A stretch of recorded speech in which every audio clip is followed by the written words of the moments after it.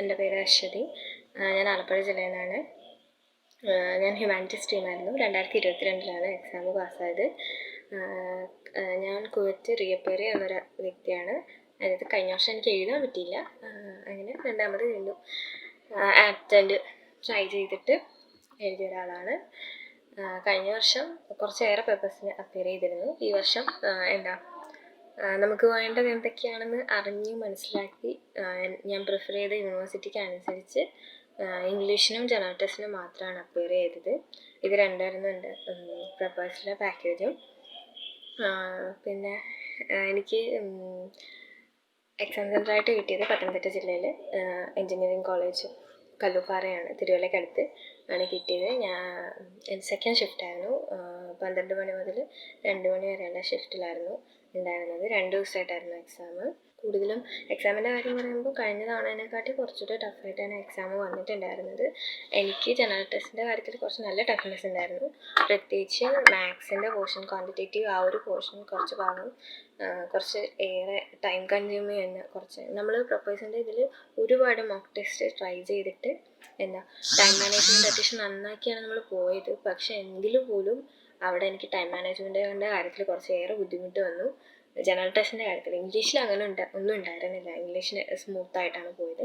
അത്ര വലിയ പാടൊന്നും ഉണ്ടായിരുന്നില്ല. ഗ്രാമർ പോർഷനിലാണെങ്കിൽ പോലും പ്രത്യേകിച്ചും article, passive voice, active voice അങ്ങനെയുള്ള കാര്യങ്ങളൊക്കെ ആയിരുന്നു കൂടുതലും ചോദിച്ചിരുന്നത്. പിന്നെ അല്ലാതെ വന്നിരുന്ന 2 ക്വസ്റ്റ്യൻസ് എന്ന് പറയുന്നത് എനിക്ക് തോന്നുന്നു ലാറ്റിൻ ഓർ ഫ്രഞ്ച്. അതിൽ നിന്ന് ഈ രണ്ടിൽ എന്തെങ്കിലും ഒന്നിന്ന് കുറച്ച് ആദ്യം ഒരു വേർഡ് തന്നു, പിന്നീട് ഒരു സെൻറ്റൻസ് തന്നിട്ട് അതിൻ്റെ മീനിങ് എന്താണെന്ന് ചോദിച്ചു. അതൊന്നും എഴുതാൻ പറ്റില്ല. പിന്നെ ബാക്കി ഉണ്ടായിരുന്നത് നമ്മുടെ പാസേജ് പോർഷൻസ് അങ്ങനെയുള്ള കാര്യങ്ങളൊക്കെ വലിയ ടഫൊന്നും ഉണ്ടായിട്ട് തോന്നിയില്ല.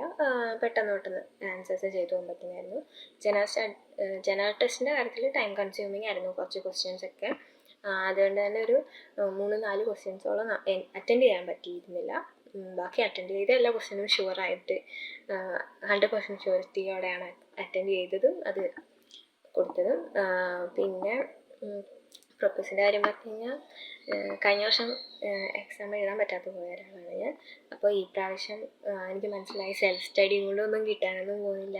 എക്സാമിൻ്റെ ടഫ്നെസ്സൊക്കെ കൂടിയിട്ടുണ്ട്. സോ അതുകൊണ്ട് തന്നെ ഒരു പ്രിപ്പറേഷൻ അല്ലെങ്കിൽ ഒരു കോച്ചിങ്ങിൻ്റെ ആവശ്യമുണ്ടെന്ന് മനസ്സിലായി.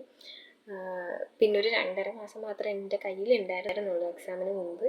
അപ്പോൾ അതുകൊണ്ട് എൻ്റെ കുറച്ച് ഫ്രണ്ട്സിൻ്റെ അടുത്തൊക്കെ ചോദിച്ച് മനസ്സിലാക്കിയിട്ടൊക്കെയാണ് ഞാൻ പ്രപ്പോസലിലേക്ക് വന്നത്.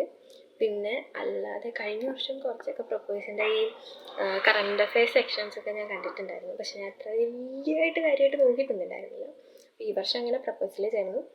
2.5 മാസം കൊണ്ട് എന്നെക്കൊണ്ട് കവർ ചെയ്യാൻ പറ്റുന്ന പോർഷൻസൊക്കെ ഞാൻ കവർ ചെയ്തു. എനിക്ക് കൂടുതലും വീക്കായിട്ടുള്ള പോർഷൻസ് എന്ന് പറയുന്നത് മാത്സിലായിരുന്നു.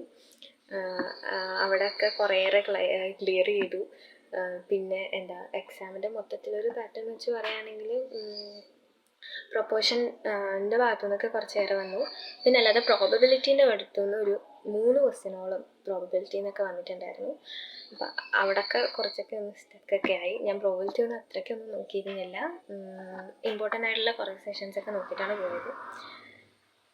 പിന്നെ മൊത്തത്തിൽ എക്സാമിൻ്റെ കാര്യത്തിൽ 2 വിഷയവും വെച്ച് നോക്കുമ്പോൾ ജനറൽ ടെസ്റ്റിന് മാത്രം ഒരു ടഫ്നെസ് ഫീൽ ചെയ്തിട്ടുള്ളൂ.